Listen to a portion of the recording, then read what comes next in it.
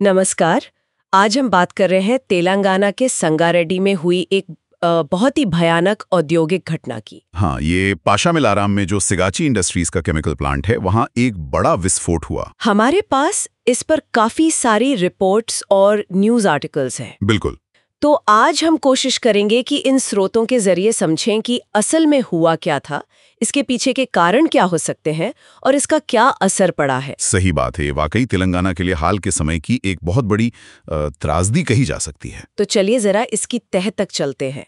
ये घटना हुई 30 जून 2025 को, है ना? हाँ, 30 जून, संगारेड्डी जिले का पाशामिलाराम औद्योगिक क्षेत्र। सिगाची इंडस्ट्रीज का प्लांट, वहाँ माइक्रो क्रिस्टलाइन सेल्यूलोज मतलब MCC। हाँ, MCC जो दवाइयों में इस्तेमाल होता है, उसकी स्प्रे ड्राइंग चल रही थी। स्प्रे ड्राइंग मतलब वो पाउडर बनाने वाली प्रक्रिया। हाँ बिल्कुल, लिक्विड को गर्म हवा में स्प्रे करके पाउडर बनाते हैं। तो उसी प्रक्रिया के दौरान ये जोरदार धमाका हुआ। धमाका इतना तेज था कि इमारत का हिस्सा गिर गया। हाँ, एक बड़ा हिस्सा ढह गया और फिर तो मतलब देखते देखते पूरे प्लांट में आग फैल गई। बहुत भीषण आग थी। और जो जानमाल के नुकसान के आंकड़े हैं वो तो दिल दहलाने वाले हैं। मरने वालों की संख्या 36 से 39 के बीच बताई जा रही है। हाँ, और ये फाइनल आंकड़ा है। शुरू में तो ये संख्या काफी कम थी, करीब 12 बताई गई थी। अच्छा। हाँ, लेकिन जैसे जैसे बचाव कार्य आगे बढ़ा, मलबा हटा और जो शव मिले वो काफी बुरी तरह जले हुए थे, तो DNA जांच से पहचान हुई। तब जाके ये संख्या बढ़ी। और घायल भी काफी लोग हुए हैं। जी, 34 से 36 लोग घायल हुए। कई तो बहुत गंभीर रूप से जले हैं, कुछ को जहरीली गैस का असर हुआ। बहुत से कर्मचारी अभी भी अस्पताल में हैं। एक बात और थी कि घटना के वक्त कितने लोग थे प्लांट में, इसमें भी कुछ कंफ्यूजन था शुरू में। हाँ, वो था। अधिकारियों ने कहा 143 लोग थे, लेकिन कंपनी के रिकॉर्ड्स में शायद 162 तक का जिक्र था। तो ये जो फर्क था, इससे शुरू में थोड़ी गड़बड़ हुई समझने में। बचाव कार्य के लिए कौन कौन सी टीमें लगी थीं? NDRF, SDRF? हाँ, NDRF, SDRF, राज्य की फायर सर्विसेज सब लगे हुए थे। लेकिन सुनने में आया कि बचाव कार्य में कुछ दिक्कतें भी आईं। हाँ, आई थी। एक तो भारी बारिश हो रही थी उस वक्त, और शायद अलग अलग टीमों के बीच तालमेल में भी कुछ कमी रही होगी, ऐसा रिपोर्ट्स में कहा गया। और मलबा हटाना भी तो मुश्किल रहा होगा। बिल्कुल, वो अपने आप में एक बड़ी चुनौती थी। और ये पूरी स्थिति दिखाती है कि हमारे जो इंडस्ट्रियल एरिया हैं, वहाँ आपदा से निपटने की तैयारी और बेहतर होनी चाहिए। मतलब ज्यादा कोऑर्डिनेटेड होनी चाहिए। खैर, आग पर तो काबू पा लिया गया था कुछ घंटों में। हाँ, 11 फायर टेंडर लगे थे और स्पेशल इक्विपमेंट भी था। कुछ घंटों में आग बुझा ली गई थी।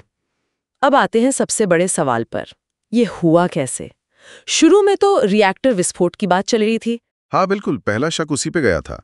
लेकिन जो कंपनी के बयान आए हैं और कुछ एक्सपर्ट्स का जो एनालिसिस है, वो इशारा कर रहा है कि जो MCC स्प्रे ड्रायर था, वो बहुत ज्यादा गर्म हो गया था। Overheating, severe overheating. हाँ, सिवियर ओवरहीटिंग, और उसकी वजह से हुआ थर्मल डीकम्पोजिशन। मतलब वो केमिकल गर्मी से टूट गया और फिर ये भयानक विस्फोट हुआ। लेकिन एक्सपर्ट्स इसे अत्यंत दुर्लभ कह रहे हैं, रेयरेस्ट ऑफ रेयर। हाँ, ये बात भी सामने आई है। उनका कहना है कि इस तरह की घटना स्प्रे ड्रायर में होना आम नहीं है, बहुत ही दुर्लभ है। तो फिर सवाल उठता है कि ये दुर्लभ घटना हुई क्यों? बिल्कुल, और यही अब जांच का मेन फोकस है। तेलंगाना सरकार ने एक जांच पैनल बना दिया है। और कंपनी ने भी कुछ एक्शन लिया है। हाँ, कंपनी ने 90 दिनों के लिए ऑपरेशन रोक दिया है। वो अपनी सेफ्टी प्रोसीजर्स की पूरी जांच कर रही हैं और क्रिमिनल नेग्लिजेंस यानी आपराधिक लापरवाही के तहत FIR भी दर्ज हुई है। तो जांच में ये देखा जाएगा कि सेफ्टी नियमों का पालन हुआ था या नहीं, तापमान कंट्रोल सिस्टम ठीक था, कोई इंसानी भूल तो नहीं हुई। हाँ, इन्हीं सब पहलुओं पर जांच केंद्रित होगी। सरकार की तरफ से भी तुरंत प्रतिक्रिया आई। मुख्यमंत्री रेवंत रेड्डी ने खुद मौतों की पुष्टि की और राज्य के सभी केमिकल प्लांट्स के इंस्पेक्शन के आदेश दिए हैं। जी, और उन्होंने पीड़ित परिवारों के लिए 1 करोड़ रुपए के मुआवजे का भी ऐलान किया है। राष्ट्रीय स्तर पर भी ध्यान गया इस घटना पर। प्रधानमंत्री और गृह मंत्री ने भी दुख जताया है। हाँ, उन्होंने दुख व्यक्त किया और बचाव कार्य की सराहना भी की। लेकिन देखिए, इन सब प्रतिक्रियाओं के अलावा ये घटना असल में हमारे केमिकल सेफ्टी के जो नियम हैं, उनकी निगरानी कैसे होती है, फैक्ट्रियों का इंस्पेक्शन कितना प्रभावी है, इन सब पर बहुत गंभीर सवाल खड़े करती है। तो कुल मिलाकर हम इससे क्या सबक ले सकते हैं? ये सिर्फ एक दुखद हादसा भर नहीं है। नहीं, बिल्कुल नहीं। ये एक तरह की चेतावनी है औद्योगिक सुरक्षा और आपदा प्रबंधन को लेकर। तो मुख्य सबक क्या है? देखिए, मेरे हिसाब से 2 बातें साफ हैं। पहली केमिकल प्रोसेस में खासकर जहां गर्मी का इस्तेमाल होता है, वहां तापमान का सटीक नियंत्रण और भरोसेमंद सेफ्टी इंटरलॉक, मतलब जो खतरे की स्थिति में सिस्टम को बंद कर दें, वो कितने ज्यादा जरूरी हैं। और दूसरी बात? दूसरी कि हमारे औद्योगिक क्षेत्रों में आपदा से निपटने के लिए मजबूत और प्रैक्टिकल योजनाएं होनी चाहिए। और सिर्फ योजनाएं नहीं, उनका नियमित अभ्यास भी हो, उनमें तालमेल हो, ये बहुत जरूरी है। बिल्कुल। और आखिर में हमारे श्रोताओं के लिए एक सवाल छोड़ जाते हैं।